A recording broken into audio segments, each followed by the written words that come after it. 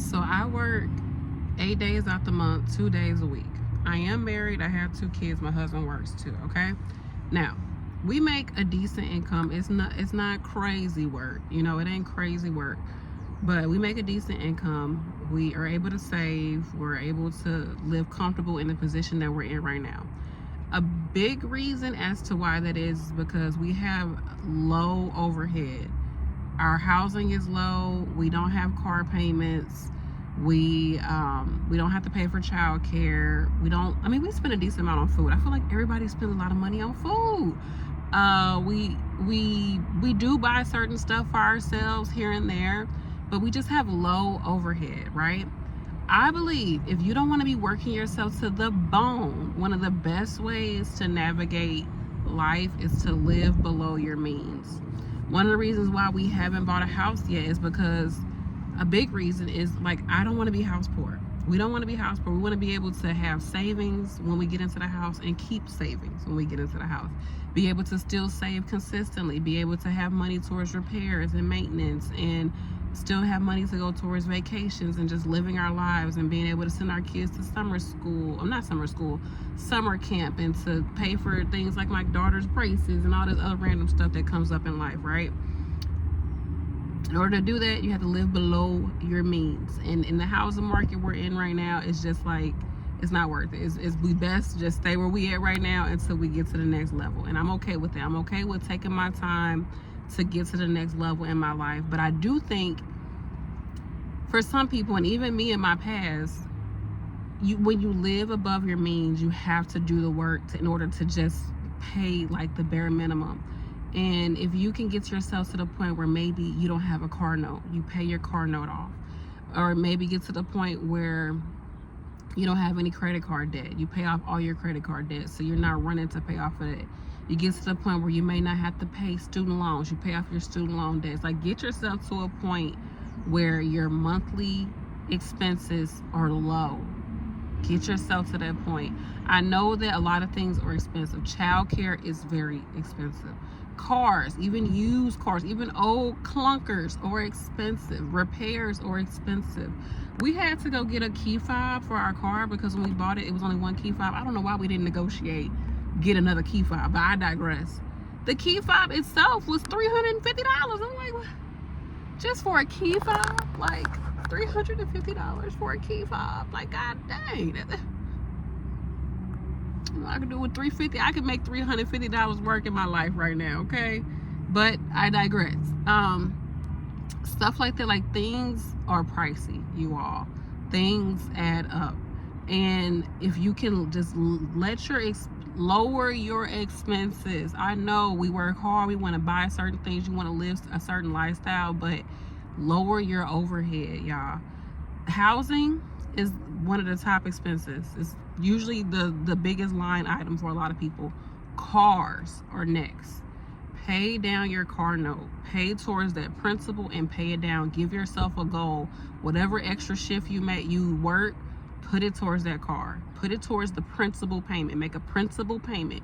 Give yourself a new payment plan. Say that you pay, I don't know, I think the average like car note was like $700 a month. Ooh, that's what 7 plus, I'm doing mental math, y'all. 7, that's okay. 700, that's 7,000. So say the average car payment is $700 a month. So that's 7,000 a year plus 1,400, so $8,400. So $8,400 a year towards a car, on top of paying for your property tax, your oil changes, your gas, your insurance, any type of repairs that might come up. You could easily put in like close to $12,000 to $15,000 just towards that car each year.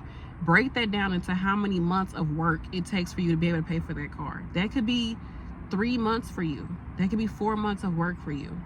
That's a lot of your time being put into a vehicle. If you can then say, you know what, I'm paying $700 a month towards my car. Let me push myself to pay $900 a month towards my car.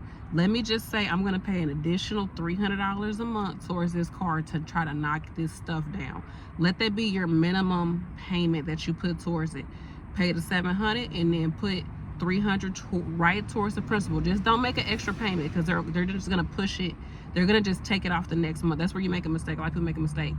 Put it towards the principal payment, so it actually brings down your principal balance, and they charge less interest on the car. I'm in the sun just getting all the rays. Hopefully it's not affecting me, okay?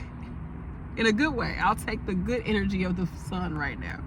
But put it towards that principal payment. Give yourself a goal. Look at they call it like amortization calendars or calculators, where you can put in how much your car note is, how much the interest rate is, how much you're putting towards it, and then how much you're putting like an additional payment towards it. Look at it and give yourself a goal. I'm gonna pay this car off in the next 2 years.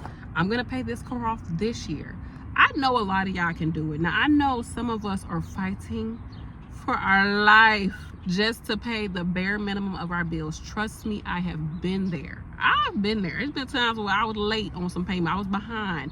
Anytime I heard beep, beep, I was like, oh, they out there repoing the car. They about to repo the car. Like, so I get it.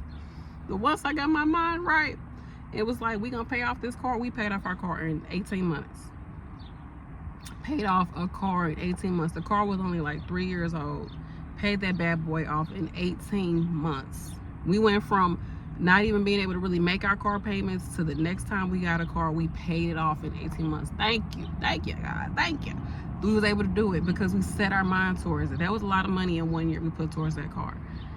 Over 30,000 we put towards it in that first 18 months or however long. Yeah, 18 months that it took. But that was because we put our mind towards it to do it. And you can do it. I know some of y'all like, oh, well, I'm single, or I'm this and I'm that.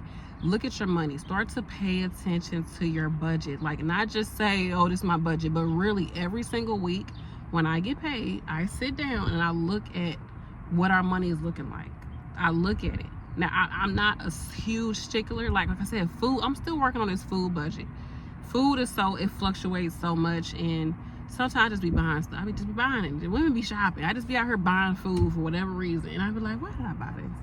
But a lot of times we eat the same stuff and it's really not that expensive. Or like sometimes my husband will go out and get fast food or something like that. And like it could be expensive, you know? And I don't always budget for all of that and know where my real numbers are at. But food sometimes be double what I think it's gonna be. It's crazy. I ain't gonna hold you. But a lot of the stuff, like our main things, which I believe is housing, transportation, food. Those are going to be like your top 3 things. If you can find a way to lower one of those, you're going to be in a good position. And anytime you do pick up, don't just pick up to pay for a trip. Don't just pick up to pay for something that you want. Pick up to lower your expenses. Pick up to put towards your debt, y'all. And I'm not trying to be preachy, or because I don't know what your situation is. You might already be like, girl, I ain't got no debt. I'm good. You know, you might be in that position. I don't know. Thanks for watching, but the reason why a lot of us have to work so much is because our expenses are just so high. They're so high. I'm grateful to live in the Midwest, to live where we live. Is it the most ideal situation as far as where we live in? No, we want to get a house, we want to have this, we want to have that, but I'm learning to be content where I'm at and very grateful for what I have a lot of gratitude in my heart for what I have. And I'm grateful that I don't have to work during the week. I work 2 days out the week. I don't have to keep picking up shifts and trying to find a way around this. And if somebody called from my kids' school, I can't go to their school and take care of this and that, or I got to try to get childcare, or I got to try to move this around, or I can't just freely make content when I want to. I can't just do things around my house or do other things in my life, or go see a friend in the middle of the day, or go to the gym in the middle of the day, or get up and go do what I want to do throughout the middle of the day with my kids at school, because I gotta keep going to this job and hustling. I've been there. Trust me. I've been to the point where I worked 16-hour shifts, where I worked 5 days out the week, where I worked every holiday, where I worked every weekend. I've done it, and I don't want to be there. So right now I'm like, let me live lower, live more below my means, and have money to save, have money to put in a 401k, have money to put extra payments towards student loans, have money to pay off my car note, have money to have a car fund. So when we had to pay that key fob, all we did was just transfer the money from our savings and put it right in there, because we got a whole car account. You know, be able to have sinking funds. I could do a video talking about that, where you have a house fund, you have, you know, your regular savings that we got. You got your car fund. I think about how much each month I want to put towards the car, and I divide it up to how much each year I want to put towards my car. I know how much my sales tax is going to be. I know we got oil changes, we got some little repairs here and there, and I just divide it over the year, divide it over the week, and I put that same amount each week towards that sinking fund for the car. So anything that comes up, we just take it out of the account, put it towards it, and then we work on replenishing it. Same with the kids. Stuff comes up for the kids that we want to pay for. I just pay for them to get swimming lessons. I took that money out the account for them. They got their own little kids account. Took it out, put it towards that. My daughter just had her 7th birthday. Shout out to you, baby. We took the money that we spent on her birthday, took it out. Okay, we got the money. We didn't have to try to figure out how we gonna pay for this or that and the third, right? That's when you're in a position where you have more financial freedom, and you can just be more confident in how you move through life. I have not always been in this position, you all, and I plan on being in even better positions when it comes financially, child. I still want to live below my means, but honey, we want to live in a more luxurious way above our means, and it's coming, it's there. But I'm okay where I'm at right now. I know some people, they're like, oh, you know, you should, you know, you got to treat yourself, and I do. But honestly, like, to me, since I still got debt, I don't really care about spending too much money on other stuff, because I'm like, child, we got goals. Like today, I was about to go buy some coffee. Now the coffee was like $6. I know that ain't a lot of money, but to me, I was like, girl, we got coffee at home. Like, that's 3 Celsius. So I just walked, got my steps. I walked over to the Quick Trip, got me a Celsius, and I was happy with that. Damn, I was happy with that. And I was like, if I want some coffee later, like a little decaf, half caffeinated coffee, I can make it at home. I'm not paying $6 for no coffee. Why am I doing that to myself? Like, why? Why, Sway? Why? Let's not do it. It ain't worth it. It ain't worth it. And I know people like, oh, this and the third, but it's just like some things you spend your money on, and a lot of other things you don't have to spend your money on. Because to me, yes, you're spending the money on something, but really it's not just the money that you're spending, it's the time that it took you to be able to have that money. You might spend $50 on something. It might not, like every little thing that you buy might add up to $50. That could be 1 hour of your life. Is all that stuff worth 1 hour of your life? You know, or you could spend a few $100s on something. That could be your whole shift that you just worked going towards this thing or this whatever. Is it worth it? Is it really worth it? And anything that you're spending on when it comes to your debt right now, you're gonna have so much more in the future, because you got to think about interest. The interest on that thing that you have, like your credit card, right? The interest on that is taking away time from your life, because you're paying back something that you don't even have. Like, interest is nothing. Like, it's not even anything physical. I see if you're just paying for the thing that you bought, but now paying interest, you're just paying on the fact that you wanted to get it right away. You know what I'm saying? Like, you're paying for your convenience and your dopamine hit of getting that thing right now. Why do I want to spend all this money and time and energy on just getting something right now? Why not just wait and get it later? Or why not work my butt off now to pay it down so I ain't got to deal with it later? That's where I'm at. I'm grateful that I went through a lot of things financially, and I grew up in poverty, so I'm grateful for that, because it taught me to be able to live below my means and to not be too strapped to certain ideologies and certain desires when it comes to material things. Like, I do love material things. I love having a nice experience. I love, like, just being able to do stuff with money the way I want to do stuff with money. Like, child, money is a tool, and I believe in it. I don't believe you're supposed to be out here living like just scraping and surviving, like scratching and surviving. I don't believe in that, child. Like, we gotta live a prosperous life, but at what expense? I'm not gonna go into debt to live a prosperous life. Now, housing is debt. A house is debt, but you know, like, how many of us can actually buy a house outright? Now, some of us can. I could probably wait and buy a house outright. By the time I do wait and be able to do it, that house gonna probably be double what it actually cost when I first started saving up for it. But yeah, I digress. Be smart about your money. Live below your means. Get a budget and really just start looking at your money. Look at how much you're spending. Get print out your statements. Look at how much you're spending on food, how much you spend on clothing, how much you spend on little conveniences, going to the gas station, buying this and the third. How much are you spending on gas? How much are you spending on your car each month? Look at these things. How much you spending on your kids or on yourself or on your beauty treatments and things like that. I'm not saying you can't have those. I feel like you should have those things. Child, live your life. But don't go into debt to do it. It's not worth it. It ain't worth it, in my opinion. It's just not fun. It is not fun. There's a lot of stuff that I want to buy right now because I'm looking forward to the summer. But I'm like, girl, go out and go for a walk. That's going to give you way more benefits than buying stuff. How about we go through this closet and see what I can wear, what I can, try this outfit with this. Okay, see how these shoes look with it. Okay, move some things around. Like, be resourceful. Have ingenuity. Okay. Improvise. What do you have that you can work with right now? You want to go buy some makeup? Okay, are you using the makeup in your closet right now? I mean, in your closet, in your drawers right now? Use the makeup you got and see how is it, see if it's doing what it needs to do. Okay? Versus going out and buying more stuff that you're not going to use. So I'm going to get off my soapbox, but I love y'all. I love you down. I just don't want us out here working our butts off for things that a lot of us are just looking for happiness or some type of like dopamine hit.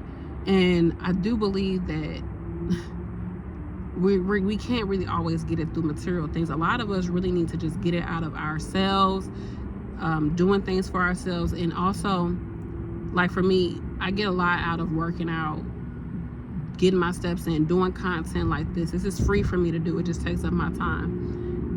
I get a lot out of being able to communicate with you all. I get a lot out of, like I said, going for my walks, going to the gym, taking my kids to the gym, taking them to go swimming or go out to the park and doing stuff with them. But also like creating community, being around people, having relationships with people. We've lost that so much as a society that a lot of us are running towards material things to fill in the spaces in our lives that really should be filled with people. It should be filled with experiences. It should be filled with community. But a lot of us don't really have that, y'all. Like, to get on a deeper level, like a lot of us don't have it. Like me, I don't have family like that. I do, but we don't have that relationship. I wish I could like go over my siblings' house and my kids could be around their cousins and we can just chill and chop it up or cook or meet, just do little things together. But I don't have that relationship with my family. I wish I could just go over my dad's house or my mom's house and we just be there for the day, chilling, take my mom out, go shopping, go do this, go do that. We don't have that relationship. So instead, I sit here talking to a camera, talking to myself, hoping somebody watch. And I just drink my Celsius and drink my water and try to get snatched. Okay, man. To fill the void. And yeah, that's my spiel. I love you all. I love you down. Let me know, what are you doing when it comes to your money? Like, have you thought about, okay, let me change my money habits, my spending habits, or I don't want to keep working all these hours. It's getting warmer outside, or even if it's like, getting colder outside, you want to be at home. You don't want to be at nobody's job all day. Like, and you're thinking, man, like, how can I make my life a little bit different so I don't have to keep working all these hours over and over again? Let me know, has these thoughts have come into your head? Have you changed your lifestyle? Have you downsized? Have you have you contributed more to your 401k? Have you looked at what's in your 401k? Have you decided to open up a high yield savings account? Like, where y'all at? Because I want to do more content around money and maybe transitioning out of nursing, or just making the most out of this career so we can have a fulfilling lifestyle that's not just wrapped around going to work, coming home, and repeat. Who living like that? I ain't trying. Not me. Not I, said the cat. Not I. Bye, y'all. Love you.